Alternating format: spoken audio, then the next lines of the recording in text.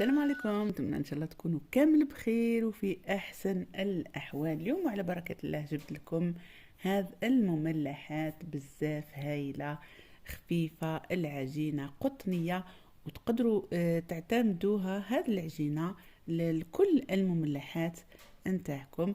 وبلا ما نطول عليكم، هيا معايا باش نحضروا مع بعض هذه المملحات.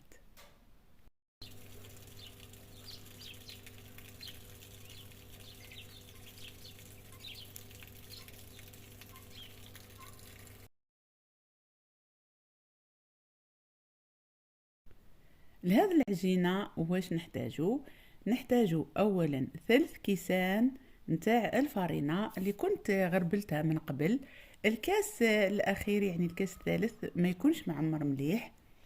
هنا راني نسيت يعني ما نعدلكمش، يعني يكون يعني ماشي معمر. نزيد عليهم 4 مغارف تاع السكر، سكر يعني العادي.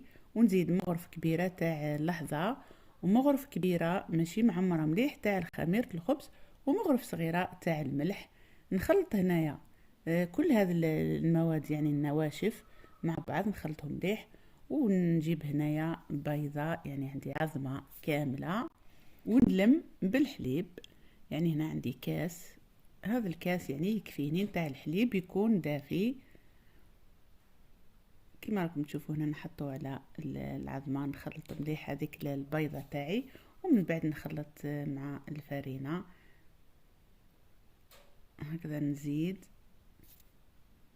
يعني هذا الكاس يكفيني نتاع الحليب، ونعجن هنايا العجينة تاعي. وكما راكم تشوفوا هنايا العجينة راهي جات طرية، يعني في الاول تكون طرية ومن بعد نعجنها مليح حتى ترجع يعني تحكم روحها. وقبل ما نكمل يعني العجن، هنا عندي 2 مغارف تاع زبدة ولا لا مارغرين، يعني تكون بحرارة الغرفة، ماشي ذايبة يعني، وما تكونش ما نحيتهاش من الفريجيدير، تكون هكذا طرية. نحط هاد 2 المغارف ونزيد نعجن مليح حتى تدخل هذيك الزبدة داخل العجينة نتاعي.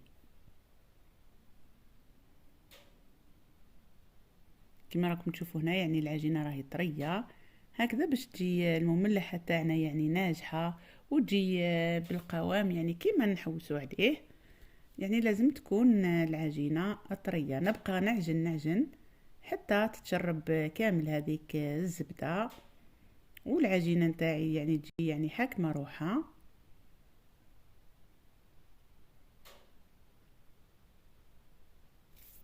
هكذا. نبقى نعجن فيها هنايا حتى يعني كيما نشوف هنا مش راه ما تتقطعش العجينه تاعي. هنايا خلاص راهي تعجنت، راح نخليها في بلاصة دافية حتى يعني تخمر ويتضاعف الحجم نتاعها. ونروح نوجد الحشو. عندي هنايا الفلافل كما راكم تشوفوا، عندي هنا الدجاج اللي كنت قطعته هكذا، عندي 2 حبات تاع جريوات. تقدروا ديروا سنارية ولا بطاطا ولا اي حاجه يعني تحبوها. انا هنا درت جريوات، عندي بصله قصيتها هكذا كما راكم تشوفوا، والثوم اللي يعني ما حطيتهاش هنايا، نسيتها بصح من بعد درتها. اول حاجه هنايا راح نحط الزيت في المقلاة، ونحط البصلة، نخليها يعني نحرك البصلة تذبال هكذا كما راكم تشوفوا، ونحط عليها الفلافل.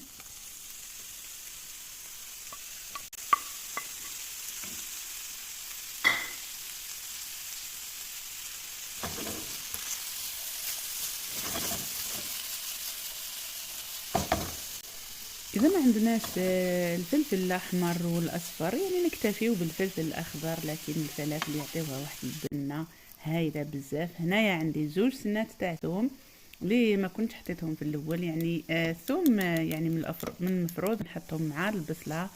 انا نسيتها، دوكا راح نحطها هنايا مع الفلافل، ونبقى نحرك حتى يعني يطيبوا يذبالوا شويه هذوك الفلافل. نحط عليهم الدجاج هكذا كيما راكم تشوفوا. يعني الدجاج مش راح ياخذ الوقت. نحط عليه المغرفة تاع الزنجبيل، الملح، الفلفل الكحل، وهنا عندي فلفل عكري، ونبقى نحرك حتى يطيبوا لي كامل، يعني حتى ينشفوا، ما لازمش نخليهم هكذاك حتى ينشفوا مليح من الماء تاعهم باش تجي المملحه تاعنا يعني ناجحه. وفي الاخير راح نزيد عليهم هذيك الجريوات اللي كنت قليتها، ونزيد عليهم رشه تاع المعدنوس، وهكذا الحشو تاعي راه واجد. ونروح نجيب العجينه تاعي راهي واجده، يعني راهي تخمرت وتضاعف الحجم نتاعها. راح نحطها هنايا كيما راكم تشوفوا، ونبدا نخدم فيها. هنايا العجينه نتاعي راح نقسمها هنايا.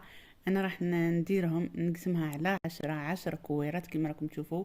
قسمتها وكورتها ونخليها ترتاح شويه، ونبدا نخدم يعني بالوحده. انا هنا درت 10 كويرات، نتوما كيما تحبوا، يعني اذا تحبوا تصغروا يعني تكون المملحه تاعكم صغيره تقدروا ديروها اكثر من 10، وإلا تحبوها يعني كبيره تقدروا ديروها على 7 ولا 8. هكذا راح نحلها هكذا بهذا الشكل كيما راكم تشوفوا. ونجيب هنايا الحشو نتاعي نحطه من هذه الجهة كيما راكم تشوفوا، نحط عليها الجبن ونغلقها هكذا. نغلق، لازم نغلقها مليح باش ما تفتحليش هذيك المملحة تاعي وهي طيب. يعني هنا كيما راكم تشوفوا على الجوانب تاعها نغلقها مليح. ومن بعد نجيب هنايا هذه القطاع يعني تاع البيتزا، ونبدا ندير هكذا، يعني نقطع يعني خيوط صغار هكذا كيما راكم تشوفوا.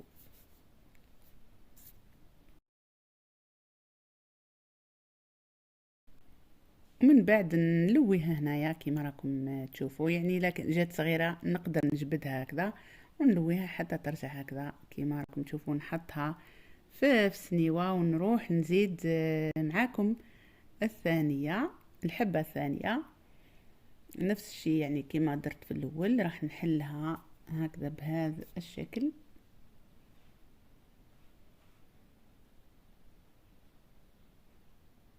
يعني باش ما تلصق، باش ما تلصقلناش لازم يعني نفرشوا لها شويه تاع فرينه. نحط هنايا الحشو كيما درت في الاول، نحط الفرماج، ومن بعد راح نغلق مليح كيما قلت لكم باش ما تفتح لناش.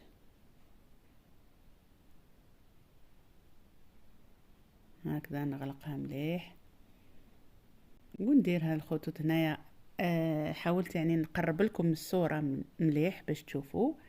هنا راح ندير هذا الخيوط هكذا رقيقة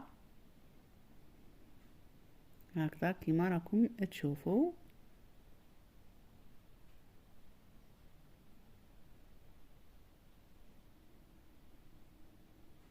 ومن بعد راح نلويها.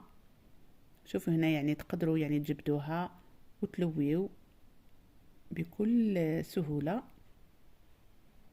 هاي لي كيما راكم تشوفوا، يعني نقدر يعني نعدلها هكذا منا ونحطها في السنيوة كيما راكم تشوفوها من صغار، يعني حبات صغار على قيس يدي هكذا. نروح نحطها هذه الحبة الأخيرة، ومن بعد راح نجيب هنايا ندهنها يعني بلا ما نستنى، يعني راهم يعني بلا ما يرتاحوا، راهم ارتاحوا من قبل وانا كنت نخدم فيهم.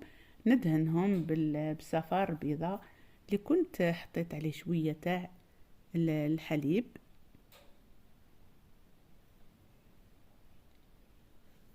ندهنهم كامل بالصفار البيض،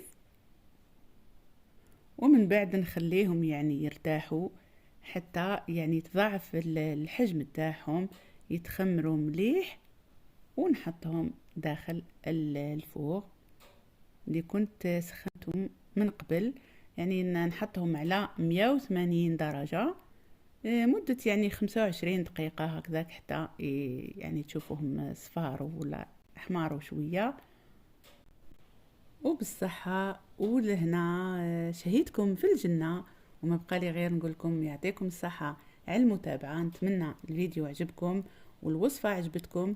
وإلا عجبكم الفيديو ما تنسونيش بالجيم تاعكم والتعليقات تاعكم اللي نفرح بها بزاف. نقول لكم يعطيكم الصحة على التشجيعات تاعكم والمتابعة تاعكم. نتمنى ان شاء الله نشوفكم في فيديو واحد اخر. سلام.